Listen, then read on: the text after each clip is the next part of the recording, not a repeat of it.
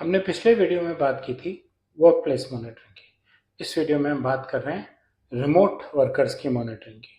Privacy उनके लिए भी इम्पोर्टेंट है, लेकिन मॉनिटरिंग भी इम्पोर्टेंट है। तो दोनों को कैसे बैलेंस किया जाए। मेरे यूट्यूब चैनल पर आपका स्वागत है, जिस पे आप रोज डेटा प्रिवेसी पे नया कंटेंट देखते हैं। और जैसा कि मैंने कहा, हम बात करेंगे कि रिमोट वर्कफोर्स के लिए भी प्रिवेसी इम्पोर्टेंट है, तो बैलेंस कैसे बनाया जाए।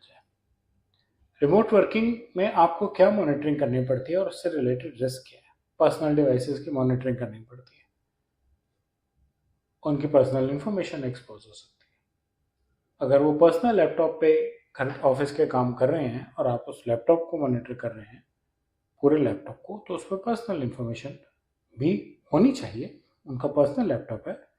डेटा सिक्योरिटी, घर का जो वाईफाई कनेक्शन है, क्या वो सिक्योर है, क्या वो सिक्योरिटी स्टैंडर्ड्स को फॉलो करता है जो आपकी कंपनी करती है। फैमिली शेयर डिवाइसेस तो नहीं है, दोनों ही बात है। जो डिवाइस वो यूज कर रहे हैं वो भी, और जो इंटरनेट कनेक्शन वो यूज कर रहे हैं वो भी। सर्वेलेंस, आप वो घर पे बैठे हैं और उनको अपना कैमरा रिकॉर्डिंग करके आपको कॉन्टिन्यूसली देते रहना है, या आपने की लॉगर यूज किया हुआ है कि वो कब कौन सी की यूज दबा रहे हैं, क्या वर्ड्स बना रहे हैं, क्या टाइप कर रहे हैं। थोड़ा थोड़ा डिफिकल्ट है ये, थोड़ा ज़्यादा हार्श है एक एम्प्लॉय पे कि आपने उसको रिमोट वर्क फ्रॉम होम भी अलाउ कर दिया और अब आप उसके कीबोर्ड तक पे चेक कर रहे हैं कि वो टाइप क्या कर रहा है। लोकेशन ट्रैकिंग, ये थोड़ा खतरनाक है एम्प्लॉय के लिए।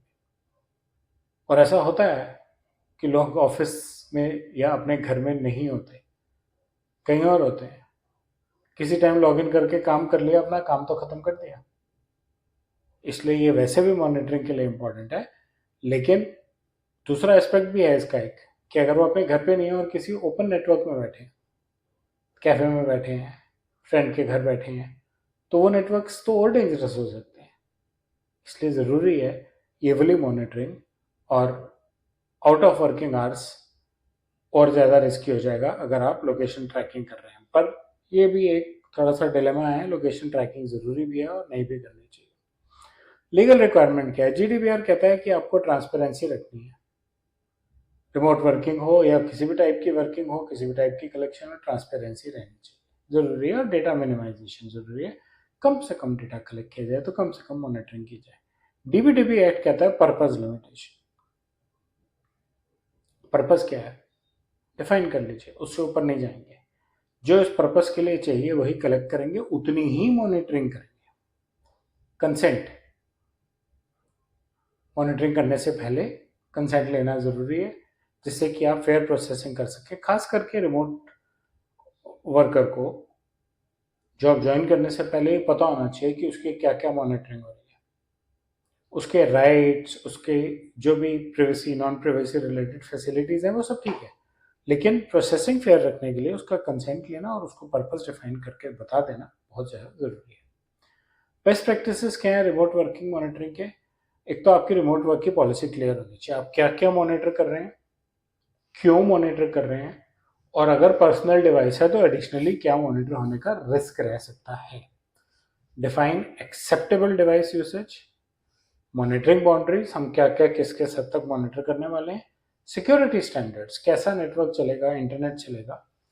वर्क और पर्सनल अकाउंट्स को या डिवाइसेस को आइडियली तो ऑफिशियल डिवाइस मिलना चाहिए। और मैंने ऐसे बहुत केसेस देखे हैं, ऑफिशियल लैपटॉप इशू होता है, आप ऑन करेंगे सीधा आपके रिमोट में कनेक्ट करेगा और वहां से आप अपना डेस्कटॉप खोल के अपना काम कर सकते हैं। पर्सनल डिवाइस यूज करने की जरूरत ही नहीं है। वर्किंग आवर्स के बाद मॉनिटरिंग नहीं होनी चाहिए, किसी भी कीमत पे नहीं होनी चाहिए, चाहे वो पर्सनल डिवाइस है, चाहे वो ऑफिस प्रोवाइडेड डिवाइस है। वीपीएन कनेक्शन अगर आप अपने एम्प्लॉय को दे देते हैं तो वो जहां से भी कनेक्ट करेगा थोड़ा सिक्योर होगा कनेक्शन। मैं ये इंकरेज नहीं कर रहा कि वो अपने घर के अलावा कहीं और से कनेक्ट करे, लेकिन सिक्योरिटी के लिए बेटर है। और एम्प्लॉय को ट्रांसपेरेंटली पता होना चाहिए कि उसका क्या क्या मॉनिटर किया जा रहा है, उससे कंसेंट लिया हुआ होना चाहिए कि हम आपका ये इस पर्पज से मॉनिटर कर रहे हैं। उसको डिटेल में डिवाइस यूसेज पे और उससे रिलेटेड प्रिवेसी एस्पेक्ट्स पे ट्रेनिंग देनी चाहिए, time to time awareness campaigns भी चलानी चाहिए। एक real life example positive side पे, एम्प्लॉयज को ऑफिशियल लैपटॉप दे दीजिए, गुड।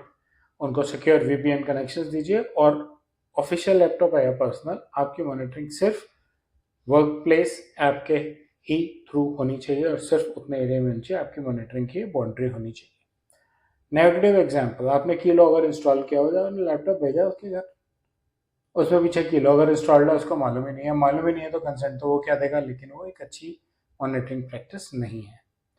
रिमोट वर्क, आप रिमोट फैसिलिटी देते हैं एम्प्लॉय को और एम्पावर करने के लिए, उसका ट्रैवल टाइम बचाने के लिए। हो सकता है किसी को फिजिकल डिसेबिलिटी हो, तो आप कहते हैं कि यार क्यों धक्के खाता है, अपने घर बैठ के काम करें। इसका मतलब ये नहीं है कि आप उसके घर घुस के देखेंगे कि वो क्या काम कर रहा है। आप सिर्फ अपनी वर्क प्लेस ऐप को मॉनिटर करें और वहीं से जज करें कि वो क्या काम कर रहा है, क्या काम नहीं कर रहा। रिमोट वर्क मॉनिटरिंग पे सिर्फ इतना ही। मुझे उम्मीद है आपको कंटेंट अच्छा लगा होगा। बेल और लाइक के आइकन दबाएं, मेरे चैनल से सब्सक्राइब करें और अपना फीडबैक कमेंट सेक्शन में शेयर करें। धन्यवाद।